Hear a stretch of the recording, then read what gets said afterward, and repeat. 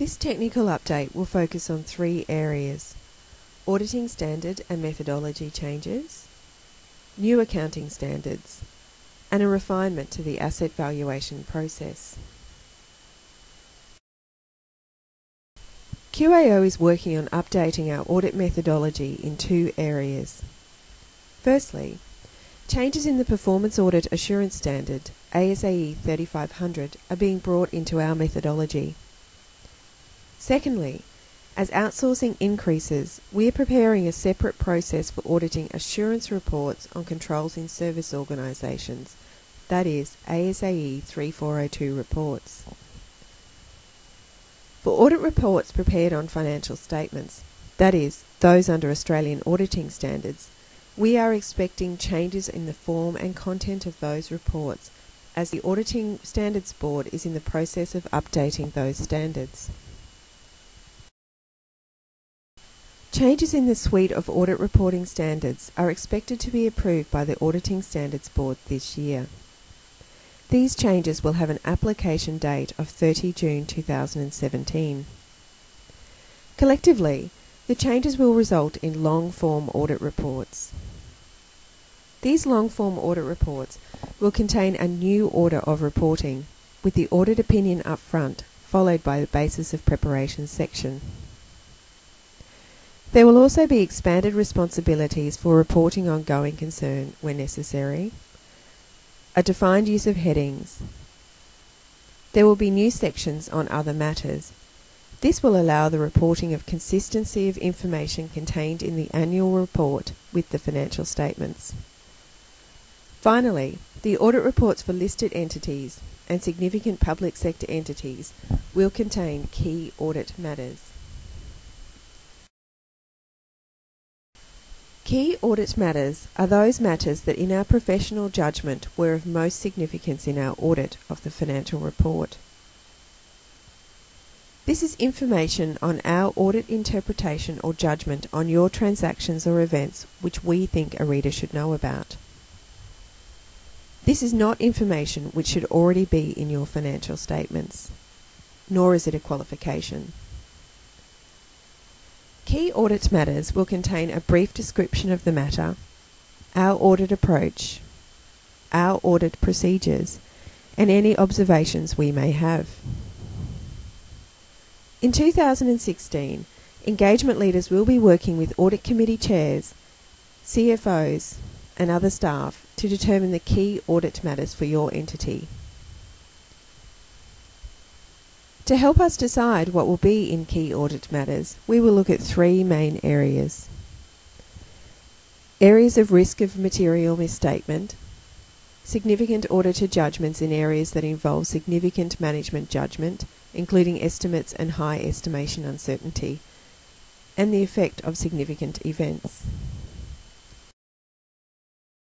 AASB 1055, Budgetary Reporting, was introduced for this financial year. AASB 1055 required the reporting of budget to actual variance analysis for material line items with a major variance.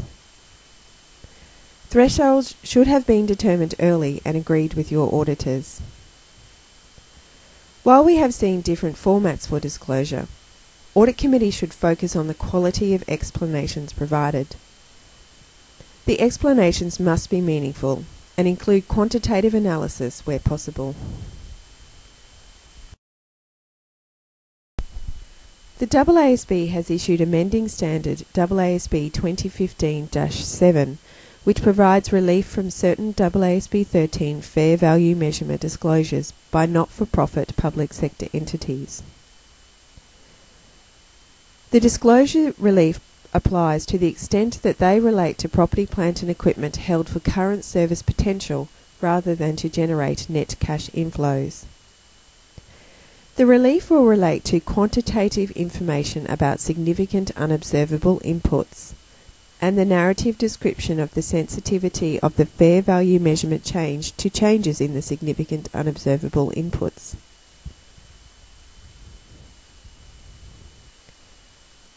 The AASB has also decided that AASB 124, the accounting standard on related parties, will now apply to not-for-profit entities.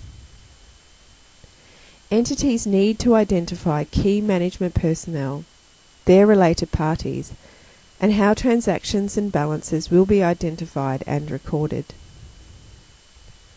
There are also changes coming up for the Financial Instruments Standard, and currently there are two major exposure drafts likely to affect public sector reporting, service concession arrangements, and income for not-for-profits. Audit committees should have now received asset valuations for 2014-15 and are looking at financial statement reporting for those valuations. Think about, are your asset valuations up to date? Do you understand your asset valuation and reasons for changes in valuation? And does your entity have any material residual values?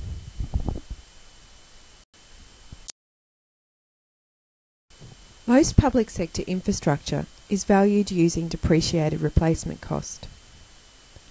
Depreciated replacement cost means the cost of replacing the remaining service potential of your asset. Depreciated replacement cost is usually made up of three main elements: determining the replacement cost, adjusting for age and condition, and adjusting for residual value. Have audit committees looked at each of the key elements? Do you know how your replacement cost has been calculated?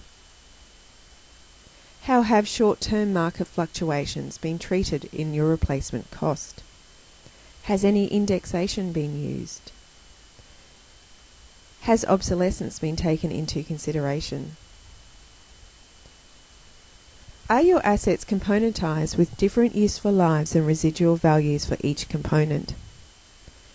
Does your audit committee understand the level of componentisation of the asset and ensure that each is valued separately? If your useful lives have changed, why? Did a physical inspection occur? And if not, how did a valuer perform a condition assessment? Does your condition assessment agree with your asset management records? And finally, do you have any material residual values for your public infrastructure? Most infrastructure will have close to nil residual value at the end of its life.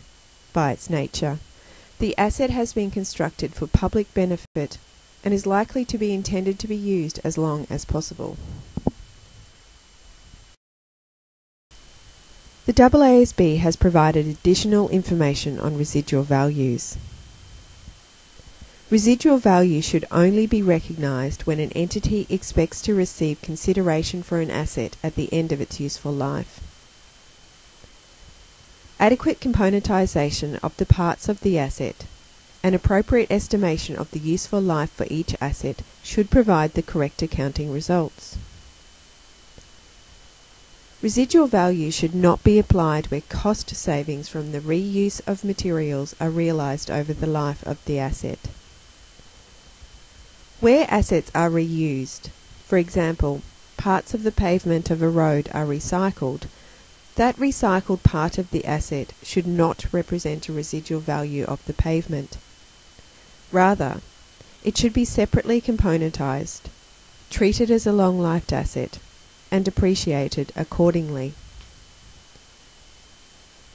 If you have residual values, they must represent a sale or scrap value of the asset because you are not using it for its entire useful life. QAO has issued requests for the identification of material residual values for public structure to each agency. Do you have any material residual values? And are they potentially misstating your depreciation expense? We appreciate that implementing the AASB advice could be a time-consuming process, and this will be an ongoing focus for QAO.